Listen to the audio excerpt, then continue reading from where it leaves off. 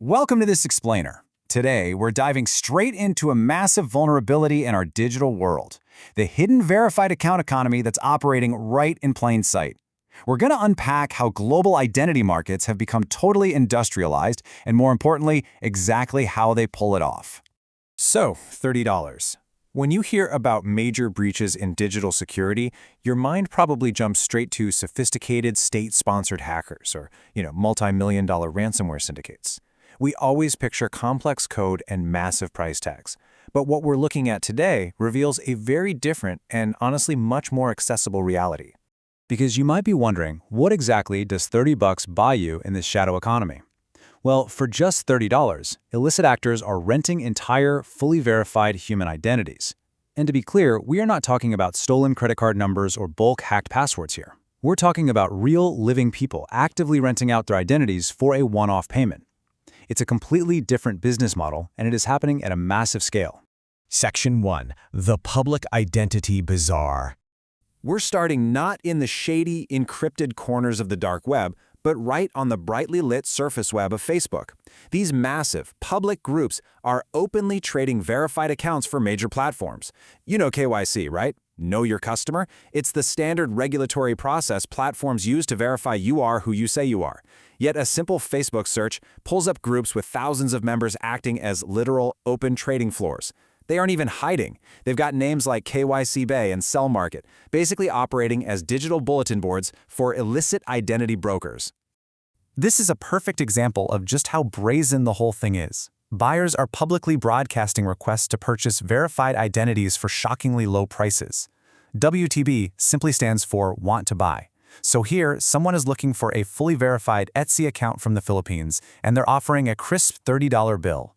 They're trying to bypass geographic restrictions or platform bans by literally buying someone else's verified storefront access. And the sheer volume of this is just staggering. Buyers are putting in bulk verification requests for highly regulated financial platforms like Wise completely out in the open. Look at this. Need 20 Wise KYC, any EU country, instant payment. This isn't just a lone hacker messing around. This is an organized supply chain manager putting out an open purchase order for European banking access on a public Facebook wall. Absolutely wild. Section 2. The Private Chat Pivot. Now here's where things get really interesting, because the actual illicit transaction doesn't happen on Facebook. This is the core mechanism of this whole shadow market, the private chat pivot. Basically, a public solicitation aggressively funnels users into encrypted, unmonitored WhatsApp or Telegram chats. We see the bait, a public call for verifications on the crypto exchange Bybit, and it's immediately followed by the hook, which is a private WhatsApp link. The public social media post is just a billboard. The private chat is the actual storefront. Even a tiny $3 request for a freelance Upwork profile pivots right off Facebook's radar and straight into the encrypted safety of WhatsApp. Someone wants a freelance profile verified using credentials from India, Kenya, or the Philippines. And for just $3, they're securing a fraudulent freelance presence, with the deal instantly locked down in a private chat. So the crucial takeaway here is that this pivot is an industrialized funnel. By dropping that WhatsApp or Telegram link, these brokers are making absolutely sure that the most sensitive parts of the transaction, swapping ID photos, coordinating live face scans, exchanging payments, all of that happens entirely out of sight from platform compliance teams and moderators. Section 3. Full-spectrum identity services. Once you're inside these private chats, buyers aren't just getting some stolen, recycled passwords. They are buying comprehensive, live cooperation from real people. This KYC as a service directly attacks the core anti-money laundering assumption that a verified user is the actual person controlling an account. I mean, the entire financial security system is built on the idea that if John Doe's ID and face are on camera, well, John Doe must be the one clicking the mouse, right? This completely shatters that assumption. We're looking at an economy where individuals willingly act as digital frontmen for totally anonymous buyers. Providers in these chats deliver true full-spectrum services. They literally walk through these exact steps in real time to defeat sophisticated financial perimeters.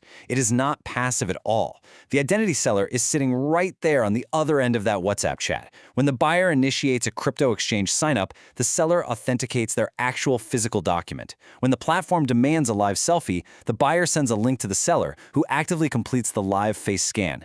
And when the platform sends that one-time password text message, the seller just just forwards it right over. It is active, highly coordinated bypassing. We actually see actors explicitly recruiting everyday people for live face scans. They're paying around 200 Bangladeshi taka, which by the way is less than $2, just to pass a face verification. They're even offering bulk discounts. It's crazy. They are literally commoditizing human faces to trick the exact systems designed to keep fraud out. Section 4. The high cost of $30. So why exactly does a $30 microtransaction in a private group chat pose such a massive threat to global security? Well, when identity becomes a cheap commodity, criminals use these rented accounts to wash illicit funds, bypass geopolitical sanctions, and orchestrate totally untraceable exit scams. If a bad actor wants to launder money, they aren't going to use their own name, they just route it through a rented identity from one of those WhatsApp groups.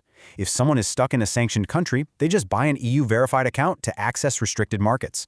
And when fraudulent crypto projects do a rug pull and vanish with all that investor money, the registered founders often turn out to just be paid KYC actors sitting on the other side of the globe. Which brings us to a terrifying realization.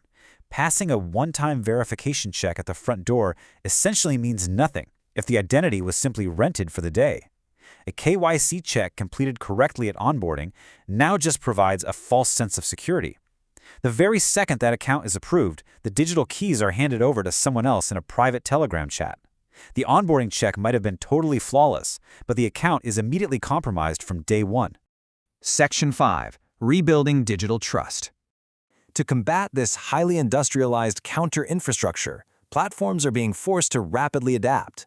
They're shifting away from those one-time checks toward continuous behavioral monitoring, and they're actively tracking the very messaging clusters where these private chat pivots actually happen. It's just no longer enough to check an ID once and call it a day. Platforms are now monitoring device fingerprints. Like, did this account suddenly log in from a completely different continent? They're looking for behavioral anomalies. Did a brand new account suddenly start moving massive amounts of cryptocurrency? And crucially, compliance teams are getting proactive.